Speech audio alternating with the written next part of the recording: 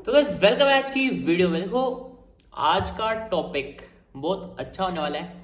Weekend है, इसको अपनी लाइफ में अप्लाई करो। अपनी जो तुम ट्रेडिंग चार्ट्स करते हो उसके अंदर अप्लाई करना, ठीक है, क्योंकि इसके बिना तुम अच्छे से ट्रेडिंग नहीं कर पाओगे। मैं आज बताने वाला हूँ बिना चार्ट्स के कि तुम एंट्री एग्जिट कैसे प्लान कर सकते हो और अपनी साइकोलॉजी को कैसे प्लान कर सकते हो। एक बंदे का मैसेज आया था कि भाई मेरे को इसमें डर लगता है, क्या हो सकता है, ठीक है। मैं बस 8-9 क्वेरी इस बार भी आई थी एंड उसको सारा कवर करके मैं आपको आज एक क्रक्स बताऊंगा उन चीज़ों का कि तुम उसमें ठीक कैसे कर सकते हो।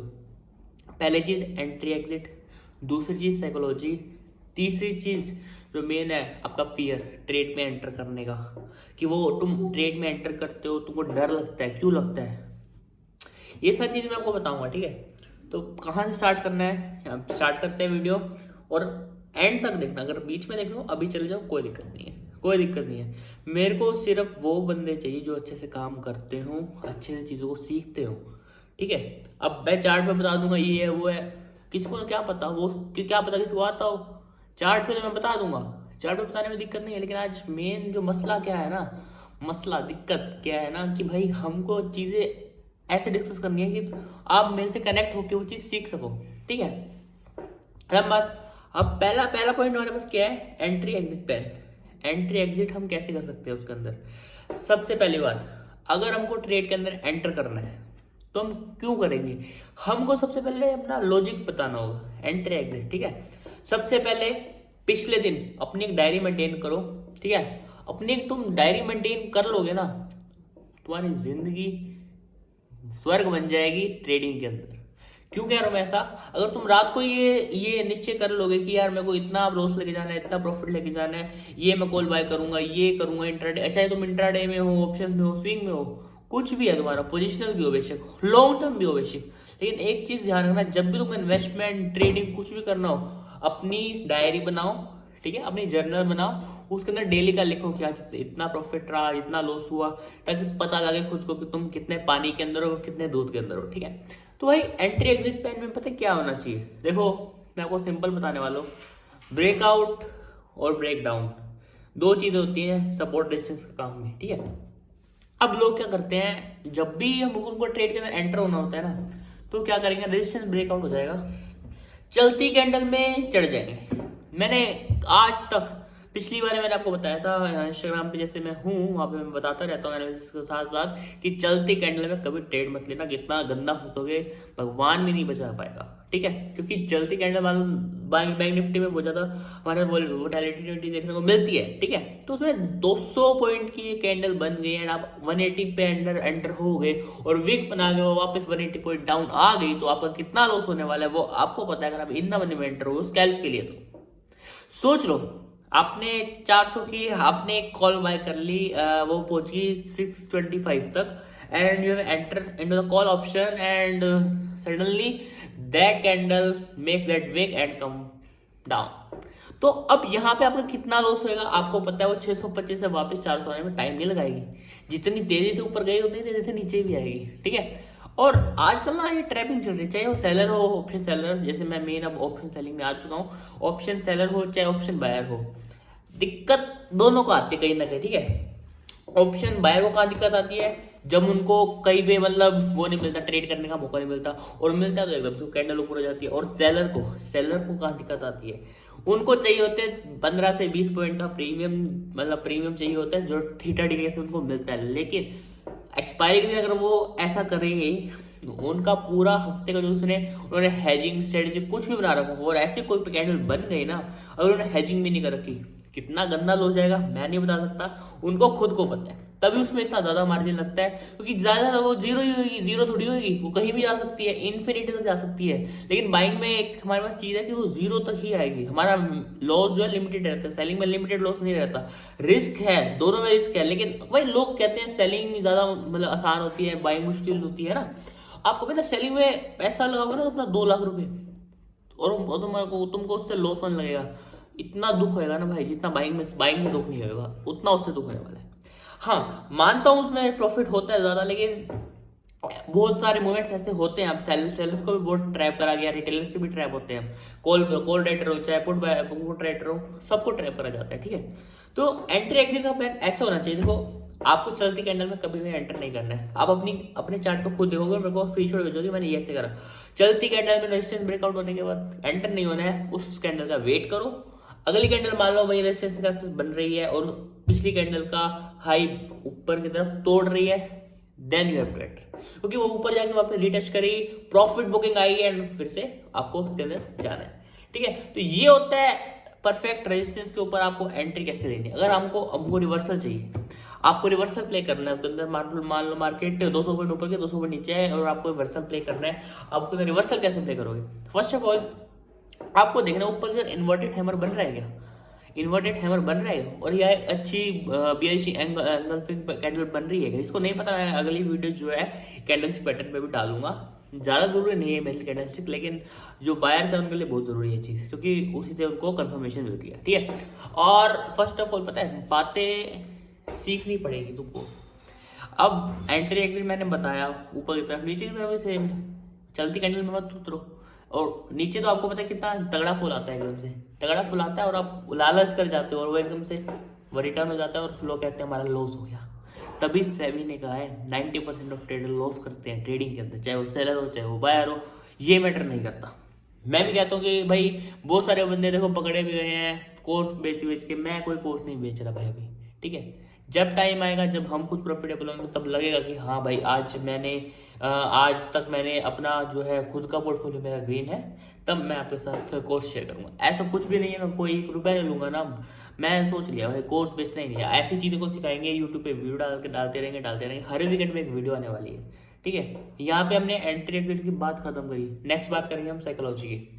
साइकोलॉजी कैसे हम सुधारें अपनी ट्रेडिंग के अंदर, साइकोलॉजी और फियर को साथ में रखते हैं, तो फियर साइकोलॉजी के अंदर आता है, एक टाइप है उसका। ठीक है, तो आप ट्रेड के अंदर एंटर होते हो तो आपको फियर किस चीज़ का होता है? मेरे को ये समझ नहीं आता तुमको फियर होता क्यों है?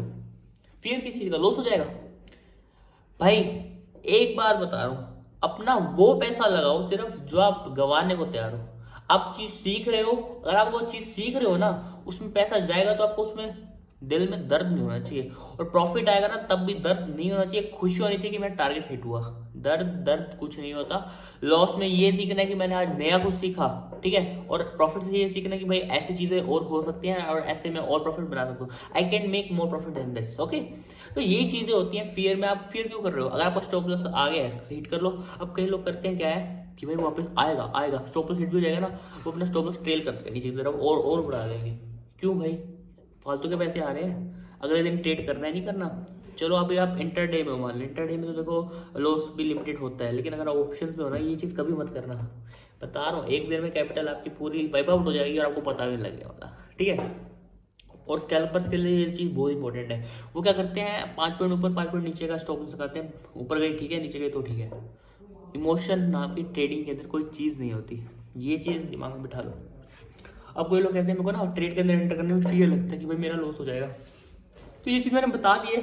देखो एक मिनट, ठीक है, ये चीज़ मैंने बता दिया आपको कि अगर फियर आ रहा है ना, बस अपनी ट्रेडिंग जनरल बनाओ कि आज मैं इतना लॉस ले सकता हूँ। अगर मेरा इतना लॉस हो गया उसके बाद मैं एक भी ट्रेड में एंटर नहीं करने वाला, ये मेरा प्रॉब्लम है। उससे अगर इंटरडे हो तो सुबह से अपना जो है क्या नाम है ट्रेड को एग्जीक्यूट करके चलो, दोपहर में वो वैसे खत्म होने वाला है, तो जितना प्रॉफिट सुबह से दोपहर तक आपको मिलने वाला है वो अच्छा है। और तीसरी चीज़ मैं आपको ये बताने वाला था, फियर और साइकोलॉजी मैंने बता दी। हाँ, एक चीज़ मेरे को याद आई कि अभी हमारी जो निफ्टी चल रही है ना 19,000 के आसपास चल रही है, तो लोग सोचते हैं अभी तो बेचने का टाइम है।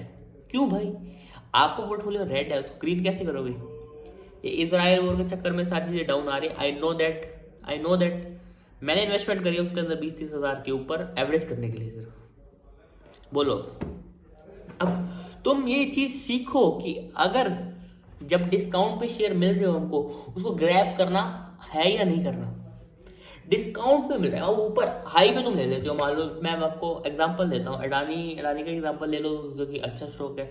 बहुत लोगों ने उसको 400-405 पे बाय करा था। आज की वैल्यू बता दो उसकी कितनी, वैल्यू बता दो कितनी है उसकी।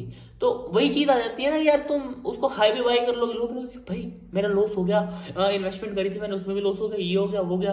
भाई तुम ऐसे काम करो ही मतलब जो चीज सही नहीं है। अब लोगों ने मान लो 20,000 अब ये गया था, मान लो तब इन्वेस्टमेंट करी होगी, अब कितना लॉस चल रहा होगा तो मैं सोच नहीं सकता। 7 से 8% का पोर्टफोलियो डाउन होगा क्योंकि मार्केट क्रैश हुई है इतनी। इस महीने क्या नहीं हुआ मार्केट के अंदर, हर चीज पॉसिबिलिटी है, लेकिन अगर तुम ऑप्शन में हो ना तो तुमको प्रॉफिट हो जाएगा। लेकिन तुम बैठे रहोगे ना कि भाई यहाँ मैंने ट्रेड लेना है, डरोगे कि भाई ट्रेड एंटर करो। हाँ, एक चीज और ध्यान है मेरे को यहाँ से कि तुमको ट्रेड एंटर करना हो तो तुम एंटर नहीं कर पाते, तुमको डर लगता है भाई यहाँ तक आ जाए, बस 220 चली गई ना, 210 आ जाए, यहाँ पक्का एंटर कर लूंगा, 210 आती है, फिर वापस से पीछे 200 आ जाए, अब तो पक्का ट्रेड में एंटर करना ही करना है। तो ये चीज मैं आपको बताना चाह रहा हूँ कि ये चीजें होती हैं आपके साथ। आई नो दैट ये चीजें बहुत बार होती होंगी, बहुत बार होती होंगी। अब मैं खुद की, मेरे पास ऐसा खुद भी ऐसा होता रहता है, कभी कभी खुद को डर लगता है, खुद का लगता है कि भाई मेरा इतना कैपिटल है, लॉस हो सकता है, लेकिन मैं अपने आपको इमोशन को साइड रखता हूँ यार, लॉस हो गया, ठीक है। लॉस का कभी भी ट्रेडिंग से इम्पैक्ट डायरेक्ट रहता है और पॉजिटिव प्रॉफिट का भी डायरेक्ट रहता है। अब ये मत समझो कि लॉस अलग है, प्रॉफिट हाँ सिर्फ प्रॉफिट आता है ट्रेडिंग से, ऐसा बिल्कुल नहीं होता। अब 12 के 12 महीने कभी प्रॉफिटेबल नहीं रह पाओगे, मेरा आपसे दावा है, अगर आप बिल्कुल एक स्ट्रेटेजी के साथ नहीं हो तो। अगर आप ऑप्शन सेलर हो तो आप कर सकते हो, स्ट्रेटेजी के साथ काम कर सकते हो, लेकिन उसमें भी आपको, अब जैसे ये इस महीना था, मार्च का महीना था, इतनी गंदी मार्केट टूटी है, जिसको 10 से 12 साल का एक्सपीरियंस होगा ना, उसका भी थोड़ा बहुत लॉस हुआ होगा, वो अपना एसएल लेके गया होगा, क्योंकि वन डायरेक्शन मूव होती है एंड ऑप्शन सेलर हमेशा नॉन डायरेक्शन मूव करता है, क्योंकि अगर वो हेजिंग के साथ जाए तो। लेकिन अगर वो call writer put writer naked रहता है तो उसका हम कुछ नहीं कर सकते।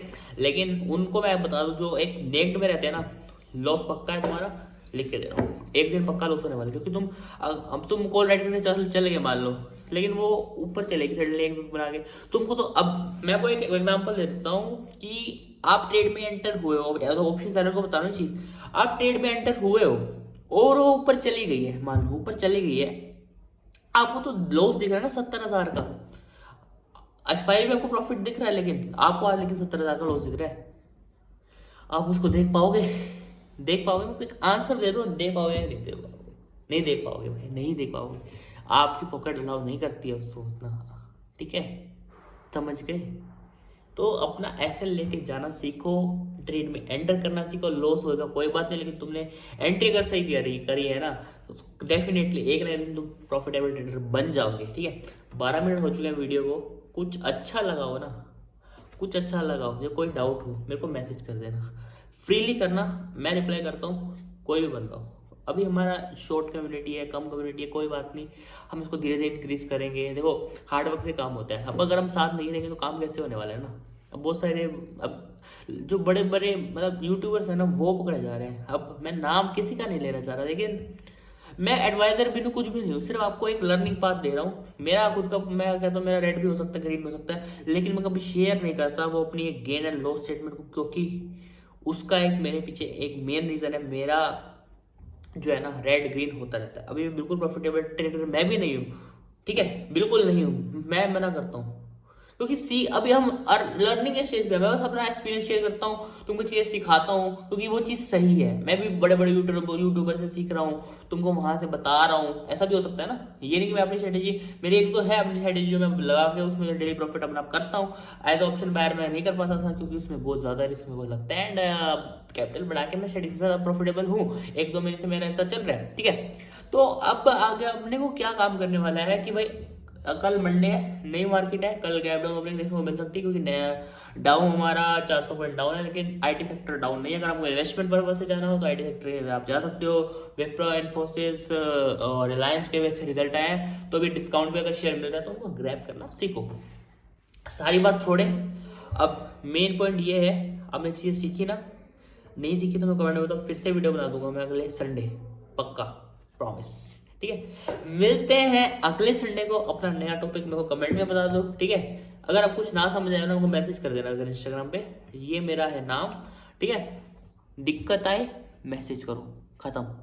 Bye bye, tata, take care. आज मैच है इंडिया और इंग्लैंड का, अच्छे से देखो, और ये वीडियो देखने के बाद देखो कि पहले क्या है लर्निंग, फिर क्या है अर्निंग, फिर क्या है डिस्काउंट, ठीक है। मिलते हैं नेक्स्ट वीडियो में।